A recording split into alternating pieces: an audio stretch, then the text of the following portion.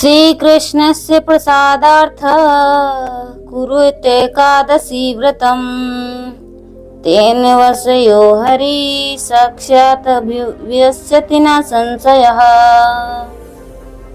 तो हरे कृष्णा। सभी वैष्णव भक्तों के चरणों में दंडवत प्रणाम। हे गोपियों, तुम सब यदि श्री कृष्ण को प्रसन्न करना चाहती हो तो एकादशी का व्रत करो। इससे साक्षात श्री हरि वशीभूत होंगे, इसमें कोई संशय नहीं है। अतएव एकादशी का व्रत मुख्य उद्देश्य श्री कृष्ण की प्रसन्नता के लिए है, जिसके द्वारा वे अपने भक्त के वशीभूत हो जाते हैं। भगवान कहते हैं कि अहम भक्तो पराधीना। तो आप सभी को पापांकुशा एकादशी की बहुत बहुत शुभकामनाएं।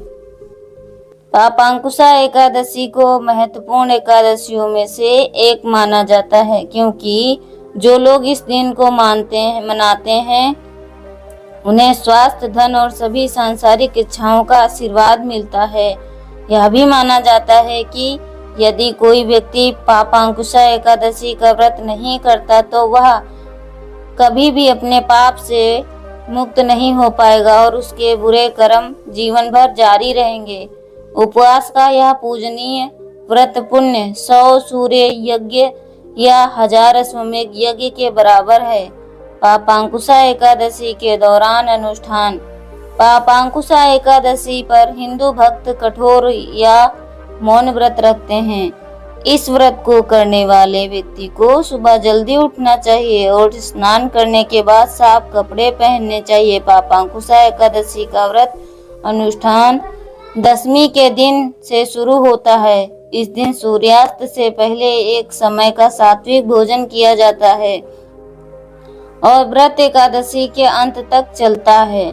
व्रत के दौरान भक्तों को झूठ नहीं बोलना चाहिए और ना ही पाप कर्म करने चाहिए। पापांकुशा एकादशी व्रत द्वादशी 12वें दिन के साथ समाप्त होता है। भक्तों को व्रत खोलने से पहले एक ब्राह्मण को भोजन और दान देना चाहिए। इस व्रत को करने वाले व्यक्ति को दिन हो या रात बिल्कुल भी सोना नहीं चाहिए।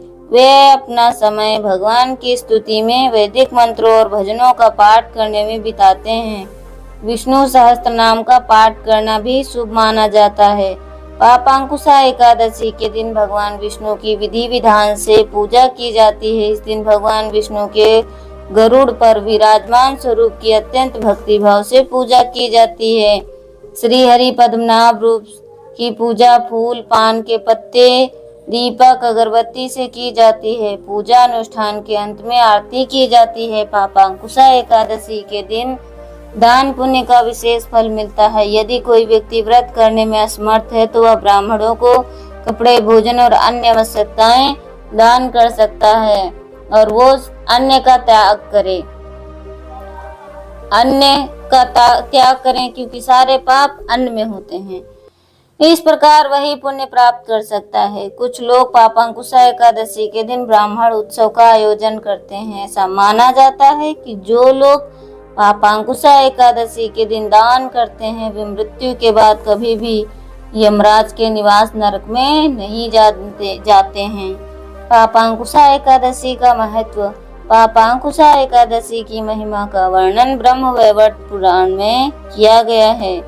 इसे पापों से मुक्ति पाने के लिए सबसे शुभ व्रत माना जाता है। हिंदू पौराणिक कथाओं में महाराज युधिष्ठिर ने श्री कृष्ण से इस पवित्र दिन पर उपवास के लाभों के बारे में पूछा और सिखाने के लिए कहा। ऐसा कहा जाता है कि जो लोग श्रद्धा पूर्वक पापांकुशा एकादशी का पालन करते हैं और भगवान विष्णु से प्रार्थना करते हैं, उनके पाप माफ हो जाते हैं और पाप में उन्हें इस दुनिया से मुक्ति मिल जाती है। इसके अलावा यदि कोई व्यक्ति अपनी उम्र की परवाह किए बिना पापांकुशा एकादशी का भगवान विष्णु के नाम का पाठ करता है तो उसे हिंदू तीर्थ स्थल पर जाने के समान पुण्य फल मिलता है।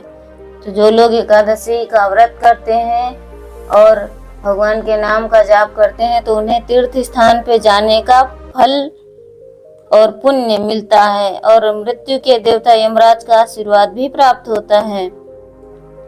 पापांकुशा एकादशी व्रत कथा। युधिष्ठिर ने पूछा, मधुसूदन, आप कृपया मुझे बताएं कि अश्विन मास के शुक्ल पक्ष में कौन सी एकादशी मनाई जाती है। एकादशी कौन सी मनाई जाती? भगवान श्री कृष्ण ने उत्तर दिया, हे राजा, अश्विन के शुक्ल पक्ष के दौरान मनाई जाने वाली एकादशी को पापांकुशा के नाम से जाना जाता है। यह सभी पापों को नष्ट करने की क्षमता के लिए प्रसिद्ध है और अत्यधिक शुभ है। इस दिन व्यक्ति को मुझ वासुदेव की पूजा करनी चाहिए। अपनी सभी इच्छाओं को प्राप्त करने और स्वर्ग की मुक्ति का आशीर्वाद प्राप्त करने के लिए उन्हें पद्मनाभ से जाना जाता है। जो व्यक्ति लंबे समय तक कठोर तपस्या करके अपनी इंद्रियों पर विजय प्राप्त करके इच्छित फल प्राप्त करता है, वही इस दिन भगवान गरुड़ध्वज के प्रति श्रद्धा अर्पित करने से प्राप्त होता है। पृथ्वी पर सभी पवित्र स्थानों और मंदिरों के दर्शन से प्राप्त पुण्य इस दिन भगवान विष्णु के नाम जप से प्राप्त किया जाता है। जो लोग सारंग धनुष, भगवान विष्णु का धनुष और बाण धारण किए हुए सर्वव्यापी भगवान जनार्दन की शरण लेते हैं, उन्हें यमलोक की यातना नहीं सहन करनी पड़ती। भले ही कोई व्यक्ति अन्य गतिविधि के परिणाम स्वरूप एकादशी का पालन करता है, उसे कभी भी मृत्यु के देवता की पीड़ा का सामना नहीं करना पड़ता। जो व्यक्ति भगवान विष्णु का भक्त होते हुए भी भगवान शिव की आलोचना करता है, उसे भगवान विष्णु के राज्य में स्थान नहीं मिलता और वे अनिवार्य रूप से नरक में गिरेंगे। इसी तरह यदि शैव या पशुपात परंपरा का पालन करने वाला व्यक्ति भगवान विष्णु की आलोचना करता है, तो उन्हें भयानक रौरव नरक में डाल दिया जाता है, जो 14 इंद्रों द्वारा योगों को पूरा करने तक उबाला जाता है।